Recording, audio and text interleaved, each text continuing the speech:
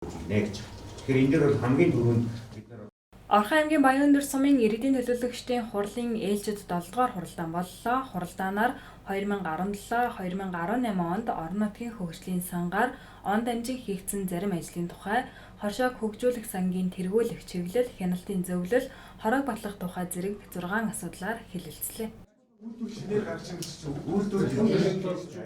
За юуны өмнө Баянөндөр сумынхаа иргэдэд энэхүү өдрийн мэндийг хүргье. Баянөндөр сумын иргэдийн төлөөлөгчдийн хурлын 8 дахь удаагийн сонгуулийн өнөөдөр ээлжид 7 дугаар хуралдаан үргэлжилж байна. Тэгээд бид өнөөдрийнхөө хуралдаанаар орон нутгийн хөгжлийн сангийн хөрөнгөөр он дамжин хийгдсэн зарим ажлууд мөн одоо орон нутгийн хөгжлийн сангийн хөрөнгөөр 2022 онд хийгдэх ажлын нэршил өөрчлөх тухай асуудлууд. Тэгээ хоршоог хөгжүүлэх сангийн тэргүүлэх чиглэл, хяналтын зөвлөл, хороог батлах тухай асуудал. Мөн одоо хоршоог хөгжүүлэх сангаас хөнгөлөлтөө зээл олгох, доод хэмжээг батлах тухай асуудал. Мөн одоо хөдөлмөр эрхлэлд сум хөгжүүлэх сан хариуцсан биш энэ асуудлыг харьцаарай заяа. Газар зохион байгуулалт 2022 оны газар зохион байгуулалтын төлөвлөгөөнд тодтгол их тухай асуудал. Тэгээ мөн одоо түгээмэл тархацтай ашигт малтмлын хайгуулын тусгай зөвшөөрөл олох тухай санал авах тухай асуудал байж байгаа. Тэгээ ийм 7 асуудлуудыг хэлэлцэж байгаа.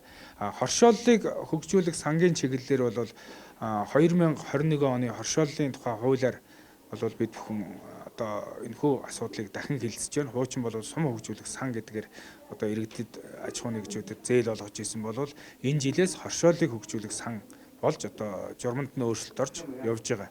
За энэхүү одоо хоршооллыг хөгжүүлэх сангийн тухайд бол журмын дагуу бол өөрчлөлтүүд орж байгаа. Жишээ нь бол одоо хоршоологчдод зээл олгоно. 3 жилээс дээш идэвхтэй үйл ажиллагаа явуулсан хоршоологчдод зээл олгоно. Хоршоологчийн одоо зээл авж байгаа бүтэц бүрэлдэхүүн одоо хүрэлцээ багтаа байх юм бол хоршоолод одоо хүрэлцээ багтаа байх юм бол жижиг дунд үйлдвэрлэгчдэд одоо зээл олгох боломжтой гэж бас иргэдэд бас мэдээлэл хүргэмээр байна.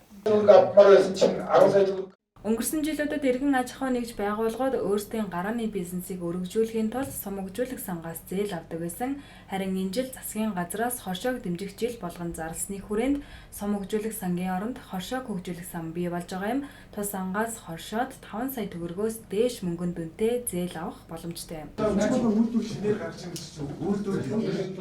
2021 онд бол сум хөгжүүлэх сан гэсэн нэртэй байсан. Одоо бол энэ он гараад оны эхнээс бол хоршоо хөгжүүлэх сан гэдэг энэ нэртэй болоод явж байгаа. За сум хөгжүүлэх сангийн зээл бол манай сумн дээр бол 400 сая төгрөгийн одоо сан бүрддэг. За тэгээ энэ бүрд сангаас бол одоо иргэд аж ахуйн нэгж байгууллагууд зээл өсдөг байсан. За өнгөрсөн одоо 2021 оны хугацаанд бол юунд бол жилийн хувьд бол 36 одоо төсөл арга хэмжээ одоо санхүүжилт төсч орж ирсэн. За үүнээс бол 34 нь шийдэгдсэн байна.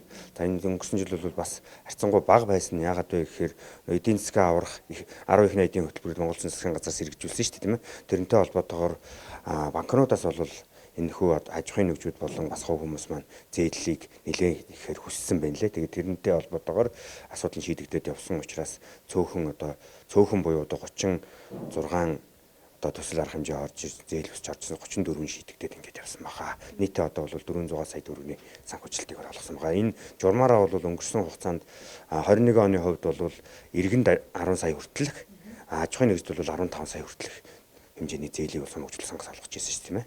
За сая одоо дөнгөж саяхан одоо сумын хурлын хуралдааны одоо нэг хэлцэх асуудал нь энэ хоршоо хөгжүүлэх сангийн журманд заагдсны дагуу хорооны бүрэлдэхүүн хороо гэдэг маань сонгон шалгаруулах хороо, дээрэс нь хяналтын зөвлөл, дээрэс нь хоршоо хөгжүүлэх сангаас зээл олох доод хэмжээг батллаа. За доод хэмжээг бол одоо хоршоо хөгжүүлэх сан 5 сая төгрөг байхаар ингэж сумын сайн шийдвэр гарч байна. Сайдын хүн сүт аж ахуйн үйлдвэрийн сайдын баталсан журмаар бол эхний ээлжинд хоршоонд одоо санхүүжилтийг олгоно, зээл олгоно гэдэг. Тэгээд санхүүжилт илүү гараад ингээд үлдэх юм болвол 3 жил буюу түүнээс дээш жил үйл ажиллагаа явуулсан аж ахуйн нэгж жижиг дунд үйлдвэрлэл үйлчлэгээ эрхлэгч нарт одоо зээл олгоно гэсэн ийм журамтай. Тэгэхээр бид бол яах вэ гэхээр хамгийн эхлээд хоршоондоо зээл олохыг эрмэлзнэ гэсэн үг.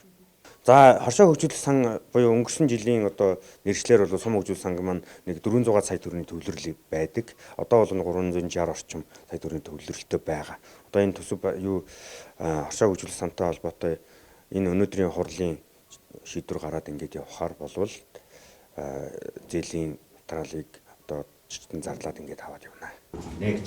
Тэгэхээр энэ дээр бол хамгийн түрүүнд Энэ жил Баянөндөр сумын хоршоог хөгжүүлэх сангаас 360 сая төгрөгийн зээл олгох юм. Хэрв хангалттай хэмжээнд бүх хоршоодод зээл олгоод үлдэгдэл мөнгө гарвал 3 жил буюу түүнээс дээш жил үйл ажиллагаа явуулсан аж ахуй нэгж жижиг дунд үйлдвэрлэгчдэд зээл олгох юм. түрүүнд бид нар одоо